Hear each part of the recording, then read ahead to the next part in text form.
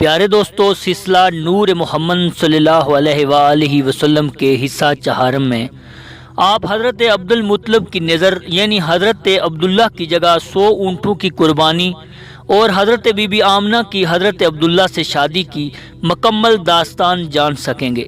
اگر آپ میرے چینل پر نئے ہیں تو چینل کو سبسکرائب کر لیں تاکہ آپ کو اس طرح کی انفارمیٹی ویڈیوز بر وقت ملتی رہے۔ تواریخ میں مختلف حوالوں سے درج ہے، جب حضرت عبد المطلب زمزم کی کھدائی کر رہے تھے تو اس وقت آپ کے صرف ایک بیٹے حارث تھے جو آپ کی مدد کیا کرتے۔ اس وقت آپ کی مدد کرنے والا کوئی دوسرا شخص نہ تھا۔ حضرت عبد المطلب کو سخت تکالیف سے گزرنا پڑا۔ قریش مکہ بھی آپ کو ستاتے اور تانے دیا کرتے، جس پر حضرت عبد المطلب نے اللہ سے دعا کی اور منت مانی ہے، پروردگار اگر میں نے زمزم کا کنواں کھود لیا اور تو نے مجھے 10 فرزند عطا فرمائے تو میں ایک بیٹا تیری راہ میں قربان کروں گا۔ تاریخ سے یہ بات ثابت ہے کہ اللہ تعالیٰ نے آپ کو 10 فرزند عطا کیے اور حضرت عبداللہ سب سے چھوٹے تھے۔ حضور اکرم صلی اللہ علیہ وآلہ وسلم کے پدر گرامی جب حضرت عبداللہ 11 سال کے ہو گئے تو حضرت عبد المطلب نے اپنی نظر پوری کرنے کا ارادہ کیا اور ان کی ماؤں سے کہا کہ ان کو نہلاؤ اور لباس فاخرہ پہناؤ۔ حضرت عبد المطلب ان تمام بیٹوں کو لے کر خانہ کعبہ میں داخل ہوئے اور تمام قریش مرد و زن قربانی دیکھنے کے لیے پہنچ گئے۔ ہر طرف سے گریہ و بکا کی آوازیں بلند ہو رہی تھیں، مائیں اپنے بیٹوں کے لیے رو رہی تھیں۔ آپ نے اپنے تمام بیٹوں سے کہا کہ اللہ سے میں نے جو وعدہ کیا ہے وہ پورا کرنا چاہتا ہوں اور قرآن اندازی کرتا ہوں، جس کے نام قرآن نکلے گا اس کی قربانی دوں گا۔ یہ سن کر عبداللہ نے عرض کی، بابا جان آپ خدا کی نظر کو پورا کیجئے، انشاءاللہ ہم کو صبر کرنے والوں میں سے پائیں گے۔ چنانچہ قرآن اندازی کی گئی، حضرت عبداللہ کا نام نکلا اور یہ بچہ سب کو عزیز تھا اور اس کے چہرے سے نور محمدی صلی اللہ علیہ وآلہ وسلم بھی روشن تھا۔ یہ سن کر تمام مکہ والے فریاد کرنے لگے۔ ابو طالب نے عرض کی، ہے بابا جان آپ عبداللہ کی بجائے مجھے ذبح کر دیجئے، مگر عبداللہ نے کہا کہ یہ نہیں ہو سکتا، جس کے نام قرآن نکلا ہے وہی ذبح کیا جائے گا۔ آپ نے ذبح کی تیاری شروع کی اور ادھر قریش مکہ نے بھی آپ سے کہا کہ آپ پھر قرآن اندازی کیجئے۔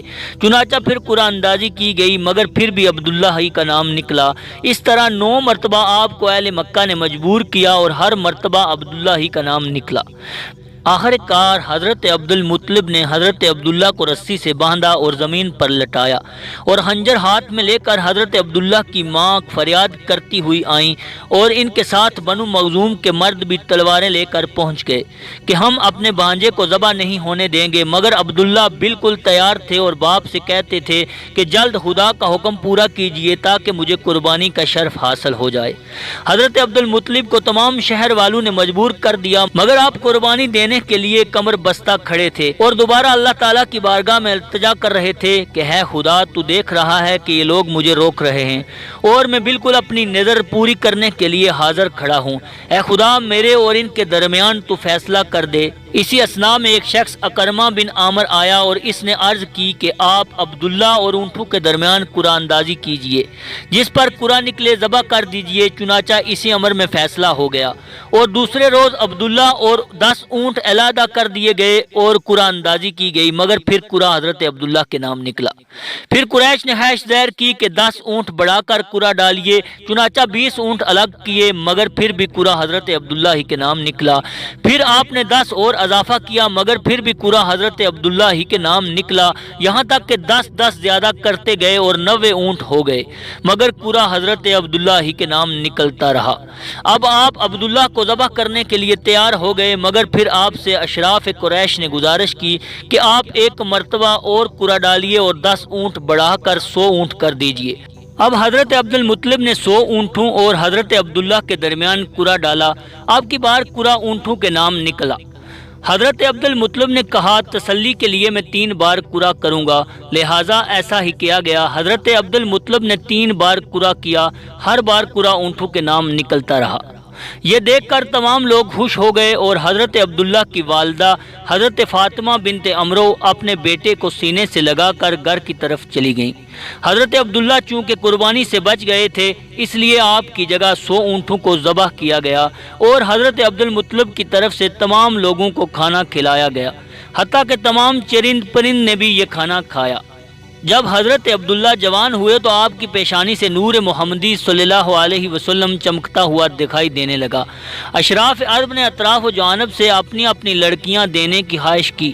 آپ کے نزدیک سے جو گزرتا تھا مشک و عنبر کی خوشبو آنے لگی اور شب کو آپ جس راستے سے گزرتے تھے روشن ہو جایا کرتا۔ آپ کا لقب مصباح حرم ہو گیا، یعنی حرم کو روشن کرنے والا چراغ۔ پھر ایک دن حضرت عبد المطلب نے اپنے رشتہ داروں کو جمع کیا اور حضرت آمنہ بنت وہاب کے رشتے کا ذکر کیا۔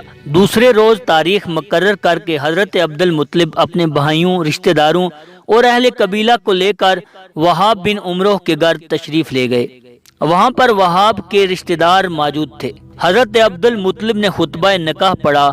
خدائے بزرگ و برتر کی حمد و ثنا کرتا ہوں اور اس کا شکر ادا کرتا ہوں جس نے ہمیں عزت بخشی اور اپنے کعبے کا اہل بنایا اور ہماری محبت لوگوں کے دلوں میں پیدا کی اور مجھے ساکنان حرم قرار دیا اور ہمیں تمام امتوں پر فضیلت عطا کی اور ہر بلا و آفت میں ہماری حفاظت کی اور نکاح کو ہمارے لیے حلال کیا اور زنا کو ہمارے لیے حرام قرار دیا۔ چنانچہ بی بی آمنہ کو اپنے ساتھ لائے اور عبد المطلب نے 4 روز تک ولیمہ کیا اور تمام اہل مکہ و گرد و نواح کے رہنے والوں کو کھانا کھلایا گیا۔ جب حضرت عبداللہ کے ساتھ حضرت بی بی آمنہ کا کچھ وقت گزرا تو خدا نے جبریل کو حکم دیا کہ جنت میں منادی کرو، اب وہ وقت آ گیا ہے کہ ہمارا آخری پیغمبر دنیا میں ظاہر ہو جو لوگوں کو جنت کی خوشخبری دے اور دوزخ سے ڈرائے اور نیکی کرنے کا حکم دے اور برائیوں سے روکے، اور وہی میری رحمت و ہدایت اور امانت کا حامل ہے۔ جو اس کو دوست رکھے گا اسے نعمات سے نوازوں گا اور جو اس کو دشمن رکھے گا اس کو عذاب میں مبتلا کر دوں گا۔ اسی کو میں نے آدم سے پہلے پیدا کیا تھا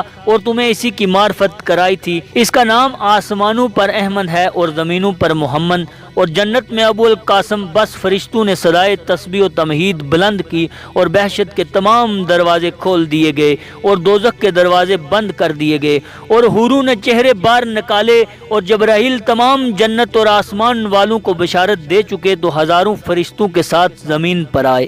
زمین کے ساتوں طبق تک مزدہ سنایا کہ وہ نور جس کو خدا چاہتا ہے اب صلب عبداللہ سے بی بی آمنہ کے رحم میں منتقل ہو رہا ہے۔ چنانچہ یہ نور محمدی صلی اللہ علیہ وآلہ وسلم حضرت بی بی آمنہ کی پیشانی سے ظاہر ہونے لگا۔